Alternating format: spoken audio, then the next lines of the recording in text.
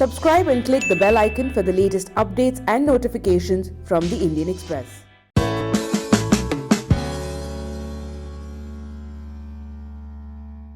How bad is it for the Congress from an optics perception point of view that one of your senior leaders have been arrested in an alleged corruption case?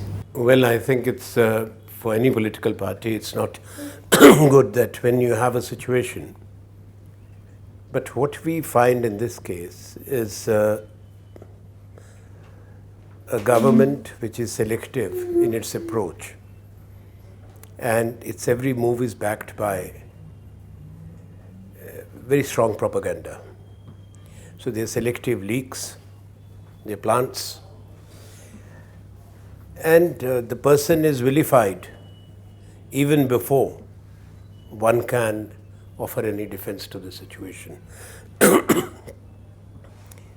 For whatever alleged offense is there, in case of P. Chidambaram, the manner in which the concerned authorities or the agencies have moved raises certain bona fide questions about liberty, personal freedom of the individual, and whether the allegations will stand scrutiny in a court of law.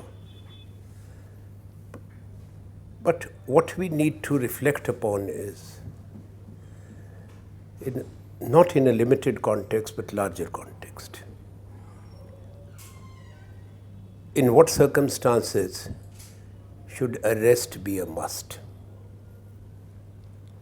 Whether the government was hunting a terrorist, or somebody accused of a heinous offense who is a threat to a society, or an individual who will run away from law or the law enforcement authorities. And to all these three, anybody will say no. A former Home Minister, sitting member of Parliament, a senior lawyer of the country, one of the senior most jurists, is not going to disappear. The images, as I had said that day, which have gone out of India, in this case and in many other cases, are not a very positive reflection on India being strong, I'll say, constitutional democracy.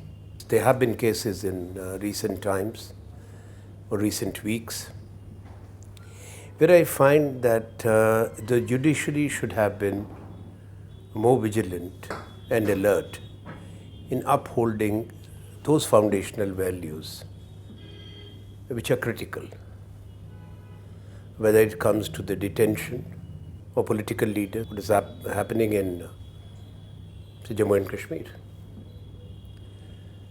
If you have in a democracy leaders of the opposition being prevented from visiting a state, people being detained for weeks and weeks, people being taken out of the country, out of the state in detention and moved to other states,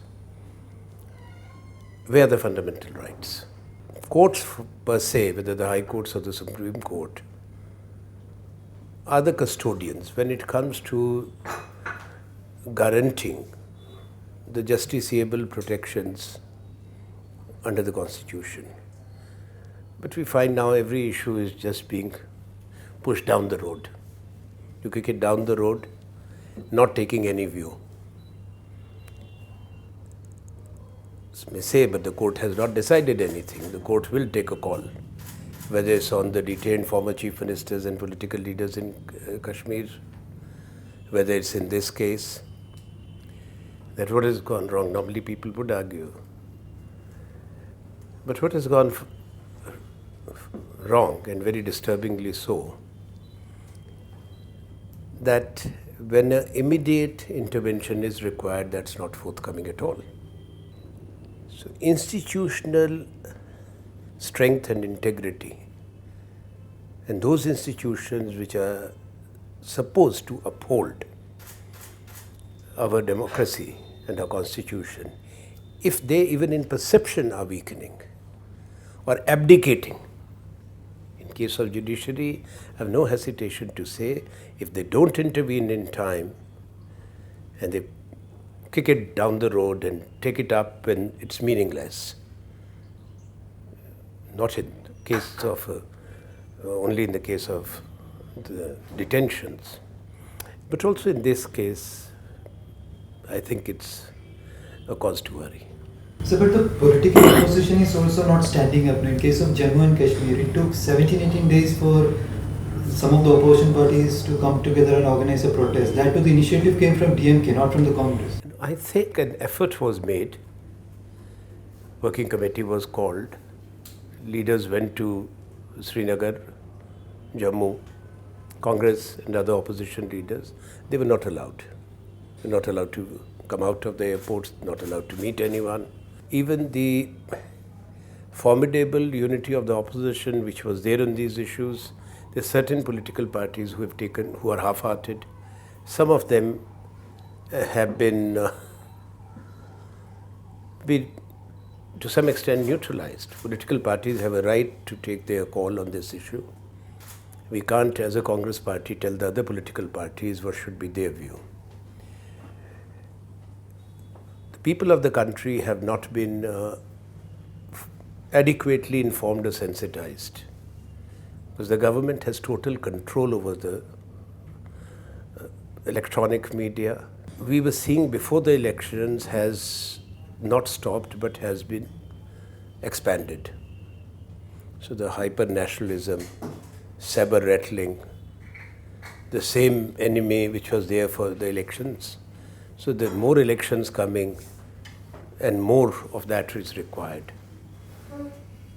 So today, for a large number of people, these are fundamental rights. Your liberty are not the issues. It's the other patriotism, ultra-nationalism, and the binary that has been created. So that is there, where the opposition will have to stand up. This country needs a balancing of the narrative. At present, it's distorted, and it's being in favor of the BJP RSS propaganda. That needs effective countering. Okay, but sir, what is stopping the Congress party or any other opposition party from mobilizing people? Like, we have seen in the past, the political leaders being arrested, and there was some protest, even this the detention of leaders in Kashmir. The Congress party is an all India party. Okay, Kashmir is, it's locked down, but other part of the country is there. Why the Congress party? What is stopping the Congress party from mobilizing people against, if you think it is wrong? The state of Jammu and Kashmir and Ladakh, it was a composite state which joined the Union of India. States have been carved out, union territories have been created, states have been divided, union territories have been upgraded, but never before any state has been divided and downgraded to 2 union territories. It is the first. So that is where the mobilization, because for the other states, the mobilization what you are talking, they are not affected directly, indirectly. And this is a serious thing. There is now the concerns are developing that this can be done to other states. And for any, say, change in the territory of a state, again the wishes of the people have to be factored in. That means a resolution or recommendation of the elected assemblies, as it happened in case of all the cases, UP for Uttarakhand creation, Madhya Pradesh for Chhattisgarh, Bihar assembly for Jharkhand. Even when you look at the other states that were formed, there is a constitutional manner in which these things have been addressed. Opposition parties are talking to each other. I was just told that yesterday, of course, there was a Dharna at Jantar Mantar. The numbers are an issue, whether we are having enough numbers or not, but today again the opposition parties have talked, and in the coming weeks you'll see that at least some firm action will be there by the opposition parties.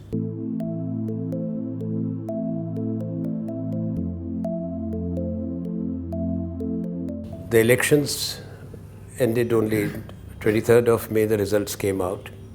And the Congress party and other opposition party have also been coming to grips with the reality. After such an intense election, to regroup and to move into agitational politics, it does not happen at the press of the button. The parties will have to prepare at various levels. And we had to settle our own internal matters, which you are aware of. To some extent, that may have delayed, and other issues then come up. When we talk to the party units, some states are preparing for elections. Elections are around the corner. Some states are fighting floods. So there would be time that the agitational politics and mass mobilization will come, and that's what the opposition parties are talking.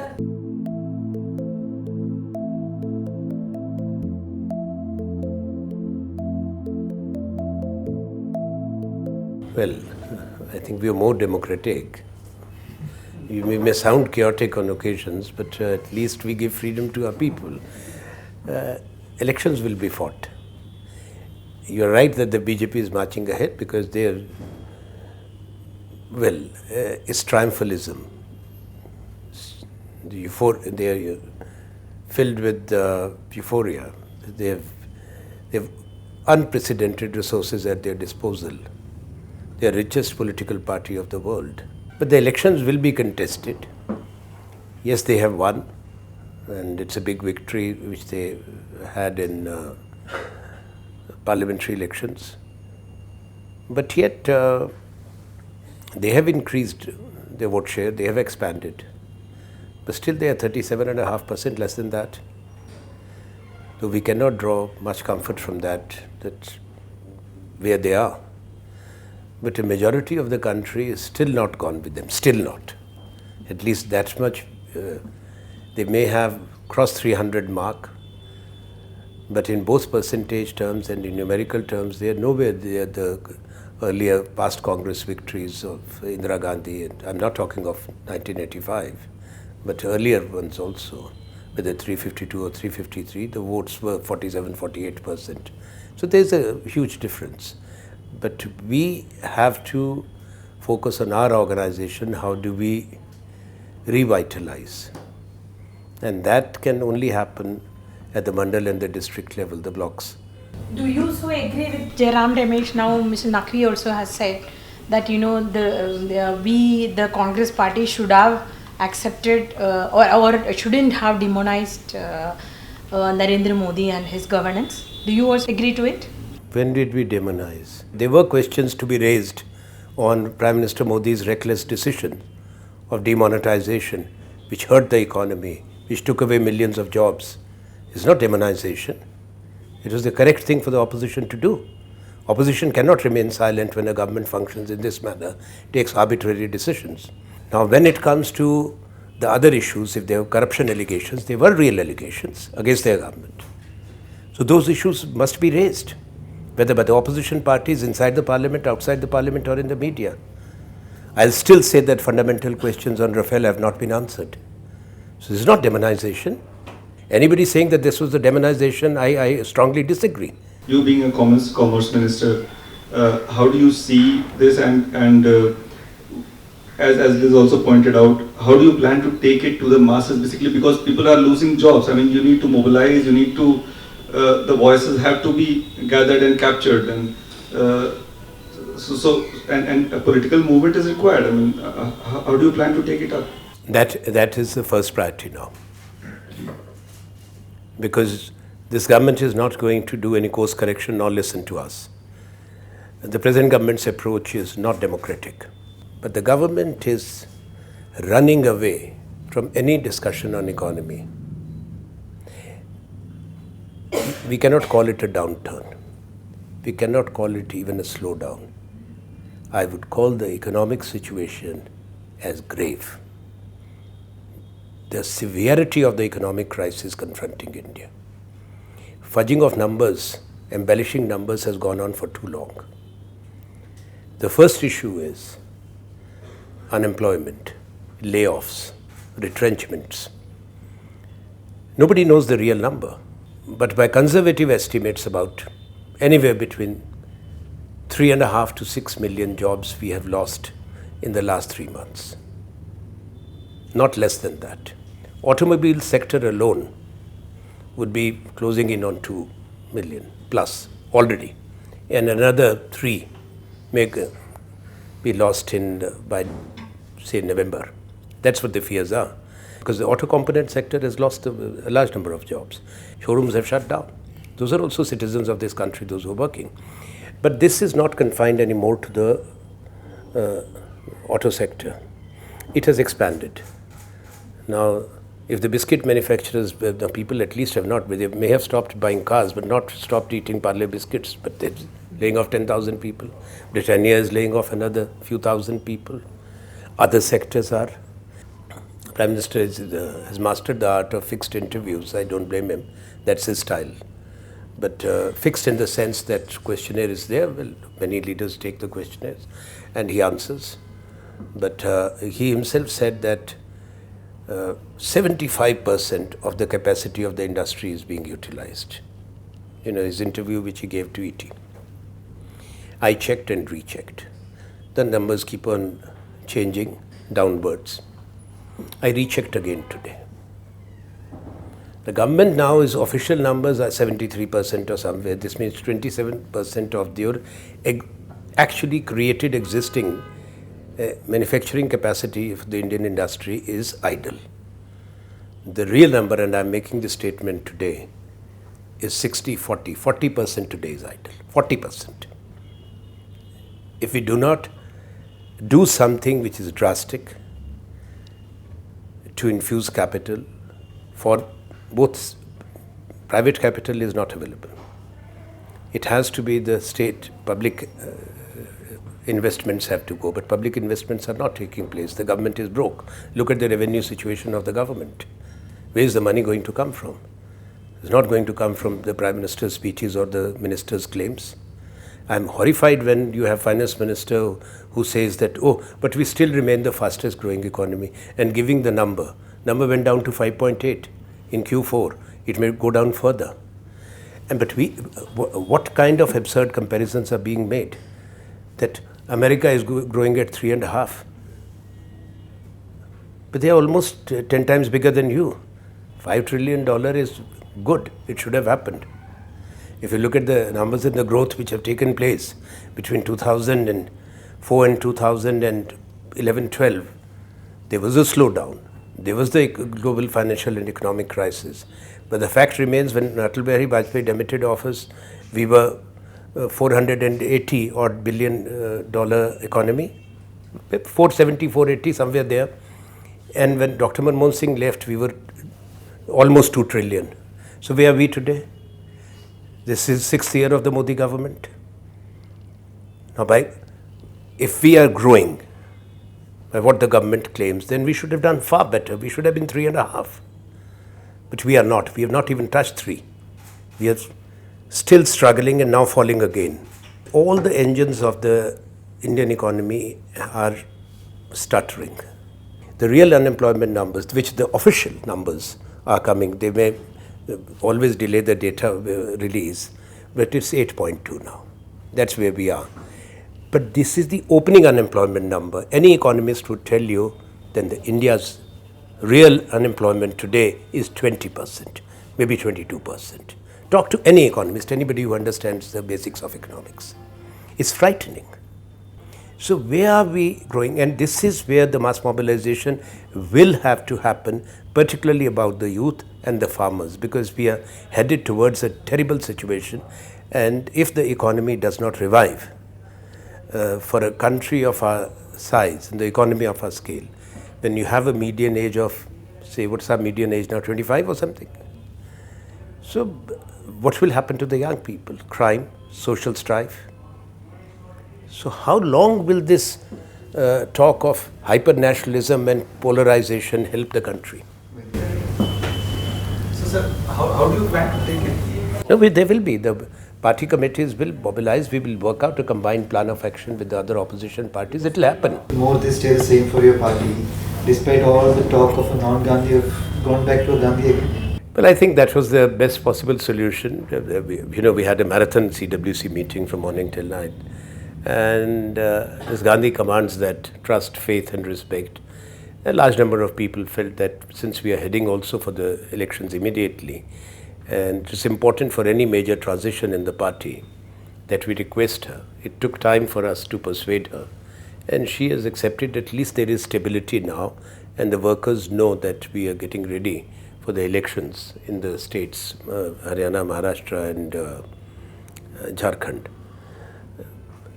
Congress, as I said, many states where we have been becoming weaker and weaker, we have to go back to what we always did. We were strong in the mandals. Our cadre feeding organizations, the frontal organizations, the student and the youth movement and labor movement were strong. We had strong district committees. Now that is where the thrust and the focus has to be. So the more functional space and autonomy to the provincial committees, to the state committees, so that they can take decisions, maximum decisions should be taken in the state capitals, except the larger policy decisions or the PCC president's appointments. So we have to look at some structural changes to revive the party. In 1952, when Nehru wins the first general election that India fights, and he is by far the tallest leader. The others, quite shockingly, it would seem for them at that time, get sort of wiped out. Yet they continue their political role. Is there something the Congress needs to learn in the way the Jansangh, all of that banned and kind of vilified almost a hate campaign in the country because of their association with Gandhi's assassination, but it kept its kind of political relevance going. Is there something to be learnt from there? Difficult times for the country, and we owe it to those who gave us freedom, and we are the inheritors of an ideology and the principles and values. We have to resurrect ourselves. We have to fight the political battle, because if Congress does not become that strong, then as I said, the balance would be lost. The balance must be restored, otherwise we will not have any democracy. It's not for the Congress perspective alone, it is a national need for Congress to strengthen. 2014 and 2019. Congress appears to be again the old surviving in the old aura of the party. There was no accountability fixed after 2014 elections. God knows anybody has seen that Antony report or not. 2019 again doesn't look any kind of churn within the party and doesn't appear a movement towards accountability. I mean, how do you revitalize a party when there you are just keep yourself blindfolded? Rahul Gandhi accepted his responsibility and he decided to step down. I am of this view that it's in such a party or in a political movement, when you fight national elections, it cannot be individual accountability, it has to be collective. Because there are so many people who are involved at various levels. Honest reflection and a serious introspection has to be done. It cannot be delayed. If Congress sees it as a collective responsibility, and one person quitting, say Rahul Gandhi quitting as Congress president, may not really solve the purpose. Why is it that the entire CWC never demanded that it should be discussed, the Anthony report? 5 years, 6 years have passed by, and the if it is about collectivism within the Congress, then why was it never forced upon? No, I can't now, go into the past. What is important is that 2019 should be different. We must have introspection and deliberation to look at the structural issues, to look at other factors which created the situation. There are certain things which we said we got attacked upon rather than getting any traction with the voters, or some things where we were right in our approach, but there was a delay. So this is what the introspection will bring about.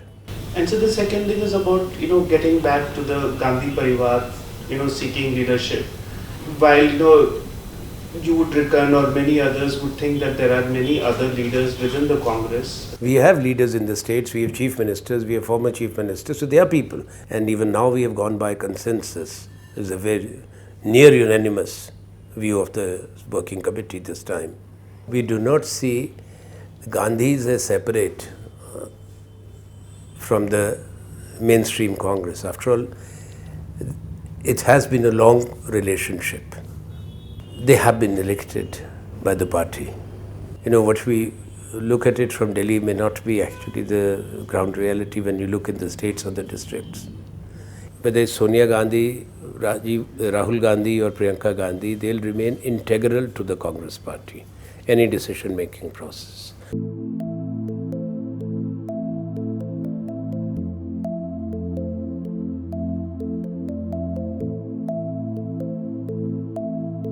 Historically also the Congress party has been a consensus-based party.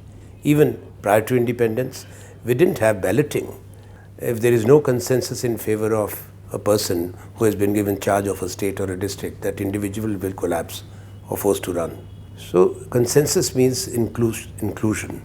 And through consensus, you give the responsibility to the person who has the maximum support, but also ensure that the others are not excluded in that process. Because if we do not do that, then we already weak in many states, we'll end up losing more people.